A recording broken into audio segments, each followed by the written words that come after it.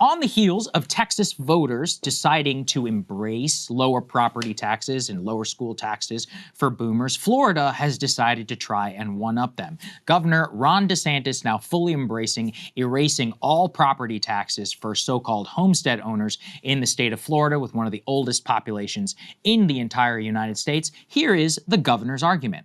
From the property tax situation. It's very important given how that's pinched so many homeowners, particularly our senior citizens who have their homes paid off and they bought it 30 years ago for a certain amount. Now they're being told it's worth so much more and they have to pony up more and more money. It's almost like they have to pay rent to the government just to be able to enjoy their property. And that's wrong. And we need to do something about it. We're going to do something about it. Okay, Forgot about his sparkling charisma. Yeah, you're right. By the way, ever since I've engaged in a jihad against this, Ron DeSantis is now on Twitter implying that I'm being paid as an actor to dissent on. Who's paying me? Miami-Dade County? Huh?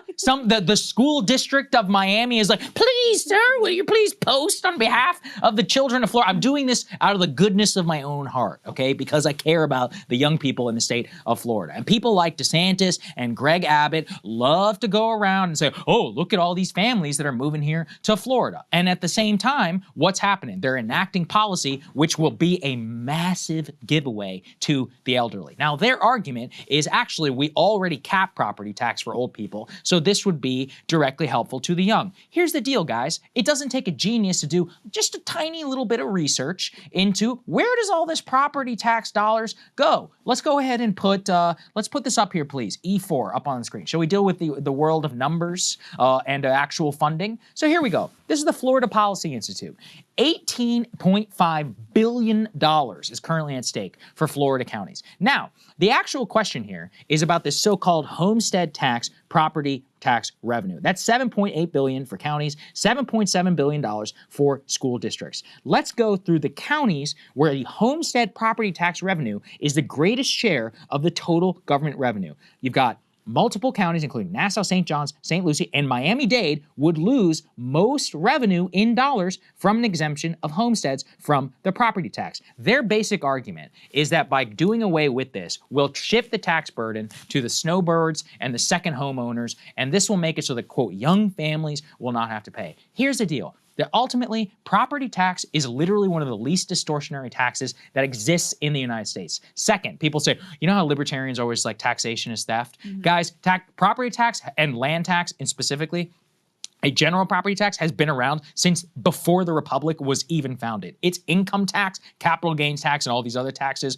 which are more novel inventions. Property tax is the most American tax that exists, that goes all the way back to, again, even before the founding. The reason why is, and again, this is even a Republican thing. If you think about it, when we pay income tax, where's that shit going? Do we really know? Venezuela, regime change, Israel, weapons, you know, some bullshit, somebody else, boomers, Medicare, Social Security, something like that. When you pay property tax, you literally know where it is going, into your locality, your community, and schools. This entire thing is being sold as a way to shift the tax burden off of young people. If you're going to lose $18.5 billion in the state of Florida, and again, if you break it down, there are multiple counties where the homestead property tax specifically makes up some 51% of the overall dollars that flow in. And as I said, almost half of the dollars go towards a school district. Who is going to pay for the damn schools? Do you know who's going to pay for the damn schools?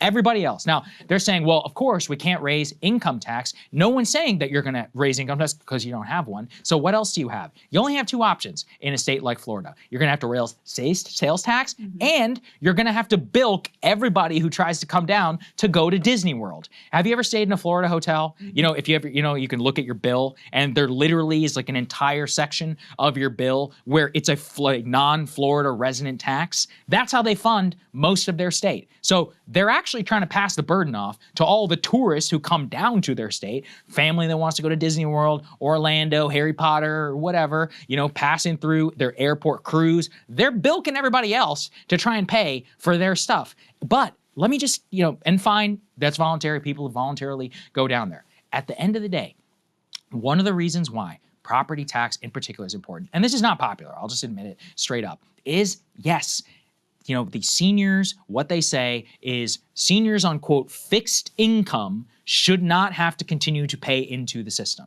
They've paid their dues, so they shouldn't have to pay for school tax. Now, let's again, just think about that. Older, silent generation, they paid for the boomers' children's school taxes whenever they were going to school. But second, we all live in a collective society. We pay for their Medicare, for their dialysis, for their Social Security checks. By the way, vastly more that they receive than they ever paid into the system. And in return, we expect that they also pay into, let's say, property taxes, school taxes, for the societal compact that we're all in this together. Oh, and by the way, 911, ambulance services, city services, and others. Anyone want to tell me which age group vastly consumes a lot of those public services? Right, of course. So at the end of the day, somebody has got to pay. Someone has to pay for cops, for ambulances, for schools, which is what the vast portion of a lot of this is. There's only one way, if you get rid of property tax, to do that. It's to shift to a highly regressive sales tax and to a tourist tax, which, look, maybe that will work in Florida. And ultimately, this is up to Florida residents. You guys decide your own destiny. And Texans have already, my own home state has decided to do this. But I think this is highly dangerous because this is now going to catch on in every red state in the country. Many of these red states are places where people who are fleeing New York City, California, or whatever, are coming for a more affordable way of life. This is being sold as, oh, it's going to reduce your overall tax burden. Again, it will come back to bite you no matter which way you look at it, okay? It's coming for you no matter what. Somebody has got to pay, ultimately, for this. What this net result would do, it would push it off to other people, and they would try, in the form of a sales tax, and it locks people into housing stock. One of the most common arguments from a lot of these people is like, oh, well, the property, I bought this house in 1975, and since then, poor me, it's gone up to $2.5 million, and now I can't afford the property tax payment. Now, here's the thing, but for some reason, we're supposed to feel sympathy only for the senior. How many people do you and I know who are young, whose rent has gone up by 25 or 30%? Does anybody do anything for that person? Right? Does anybody care? Hey, what does Ben Shapiro say? Move. Oh, sorry, that's the free market. And by the way, they don't even have equity in their rental property. These people are sitting on millions of dollars of unrealized gains, not to mention their booming stock portfolio. So I'm supposed to feel like deep sympathy because you're sitting on a multi-million-dollar property, which you could sell, by the way, if you wanted to, because you can't keep up with the burden. And then finally, fixed income. This thing is bullshit. The idea, quote, seniors on fixed income. They get Social Security is literally pegged to inflation. Now, I'm not saying that the COLA, the cost of living adjustment, is true inflation or any of that.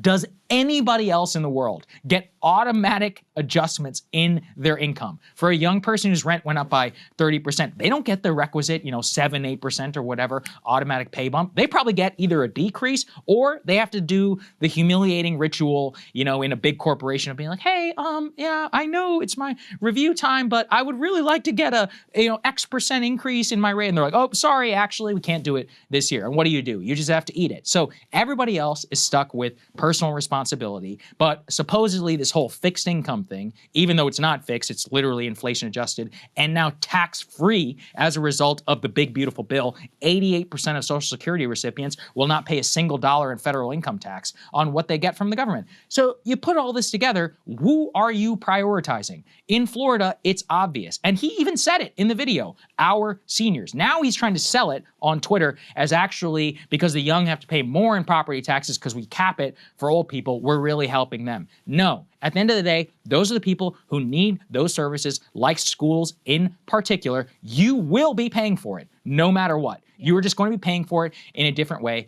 except now there's no market pressure to overturn housing stock, which, yes, I know that sounds mean, but I'm sorry, in a healthy society, what happens is that housing stock of 4, 5, 6 bedrooms and all these, okay, 6 bedrooms, you're just super rich, but let's say 3, 4 bedrooms, something like that. Yes, that's normally supposed to turn over. Downsizing is a part of the American story. And I mean, not just the American story. If you go throughout the entire world, The idea that you have people who are in their 80s living in 3, 4, 5,000 square foot houses, you are nuts, out of your mind. Multi-generational housing is the way that the rest of the world does it for a reason, so that people can look out for each other and be close to one another. You know, this whole thing is built on this idea as if you have a right to keep this massively appreciating asset, which through all human history usually turns over either within family or not, and that you should get breaks from it in terms of paying for the future generation. So that's the end of my rant. But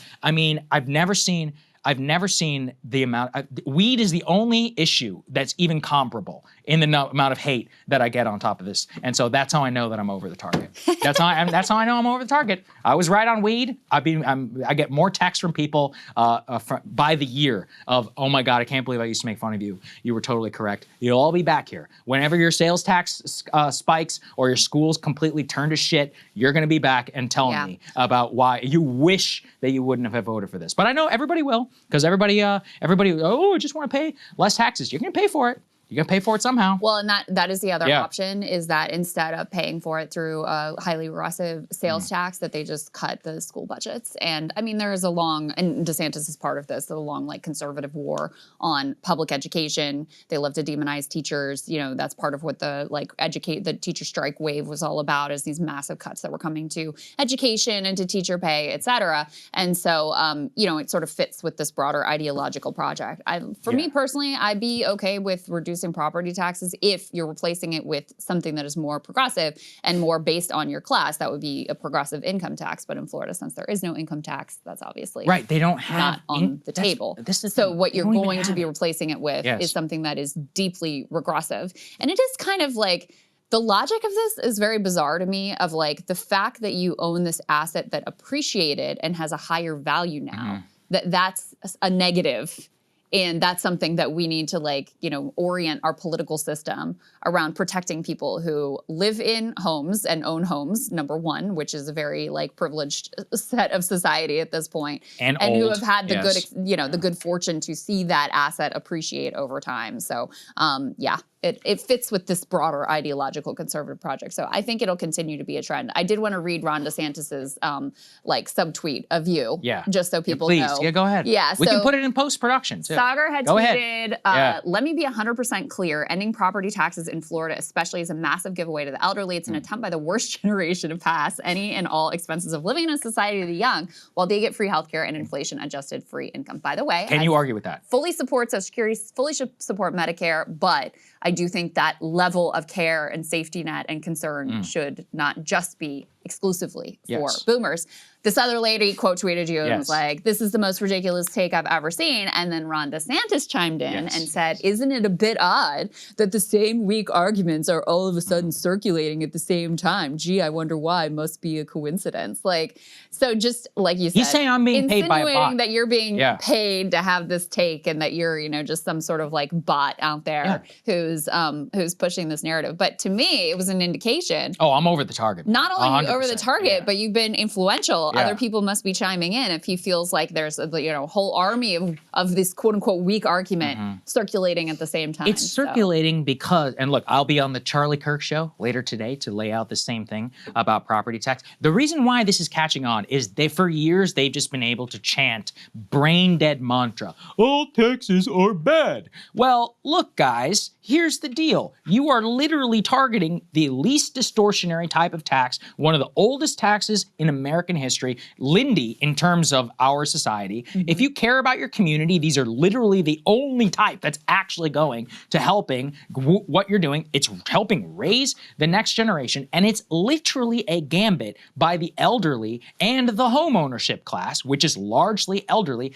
Do you want to know what the median home buyer in Florida is? It's 60 years old. Median is 60 years old, who's living in the state of Florida, who are, again, getting free healthcare, free Social Security from the government, and then the state, every time there's a hurricane, we're talking about our federal taxpayer. Where's that going? Huh? You guys are literally an uninsurable state. Who do you think's backing that up? FEMA, which basically exists for the state of Florida. That's fine. You guys are part of the country. You send some dollars here too.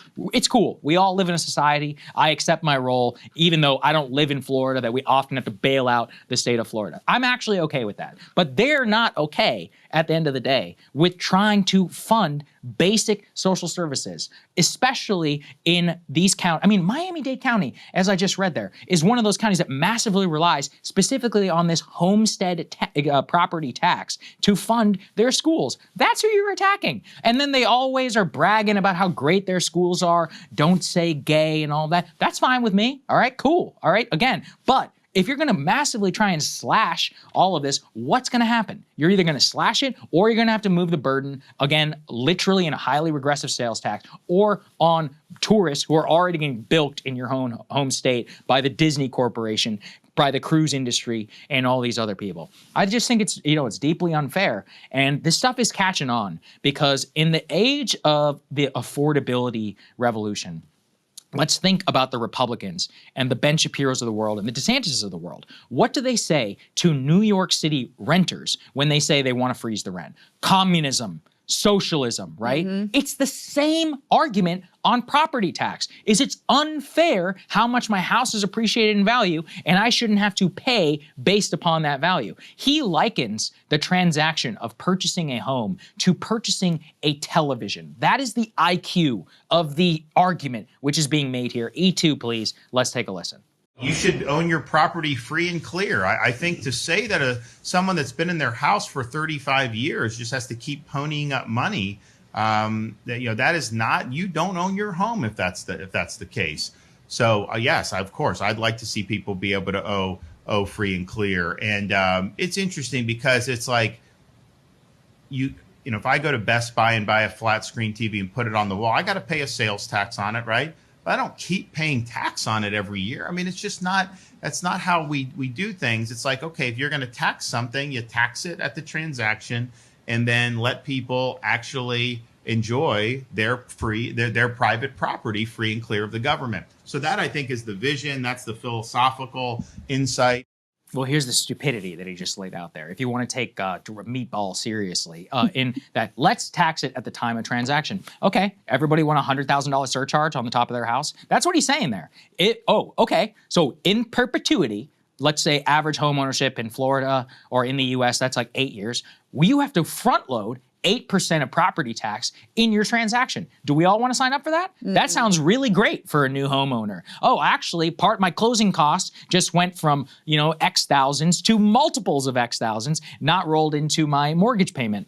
Is that fair? Is that super fair? You're gonna pay for it. This is what people just don't seem to get. They think we can just cut this here. You can live in a state with no income tax and you can just magically have a school district. You're either gonna have a shit school district or you're gonna move to a high sales tax. By the way, high sales tax is not only regressive on the poor, it's also regressive on the young when you look at consumption data. So it's, at the end of the day, or you'll be paying for like your private firefighter service or private look security, at see, even in these high tax states like California, you still end up with things like that because of the distortion of that property tax measure that they passed, where people who've owned their homes for quite a long time do not get, they get property tax capped and it's not pegged to the overall market rate, which means that there's no turnover in the supply and it is the least affordable housing in the entire United States. You can't be pro-affordability, pro-family, and then also be anti-property tax. It's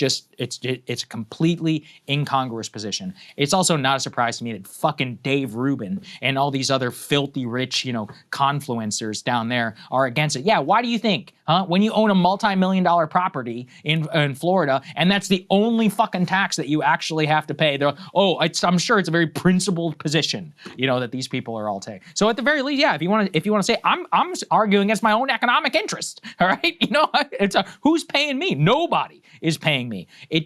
Look, if you want to actually look out for the future, and in particular, if you want to look out, and I believed in this, in the Sun Belt and everything. People were moving to Texas, Florida, Georgia, all across the nation. They wanted more space, they want more quality of life, and they want a little bit less of being told what to do from the big blue authorities. I have no issue with that. In fact, I'm supportive of it. I think it's cool. But I think it's really disgusting because what they're doing is basically putting the interests of these elderly people over all of these new young people who are moving into the States to pursue their own American dream. It's like a bait and switch, if you ask me. And so I think that's really sick. And ultimately people, look, I already know everyone's going to support this and going to vote for it. And they're going to find out the hard way. at the end of the day about why this has always been one of the oldest funding mechanisms for, since the very foundations of the Republic. And, it sounds fun and sexy and all of that. And ultimately, the net result will be much worse public services, worse schools, If everybody wants, if you want to homeschool, I think that's fine, but not everybody does. Some people actually want to send their children to public school. I went to Texas public high school. There was nothing wrong with it. And, it's one of those where broadly was long seen as something that, you could be proud of, even in a red state where you have school choice and everything. And even now they're trying to do away with it. So I think it's sick, but we've got a great guest standing by. Let's get to it. Hey, if you like that video, hit the like button or leave a comment below. It really helps get the show to more people. And if you'd like to get the full show, ad-free, and in your inbox every morning, you can sign up at breakingpoints.com. That's right. Get the full show, help support the future of independent media at breakingpoints.com.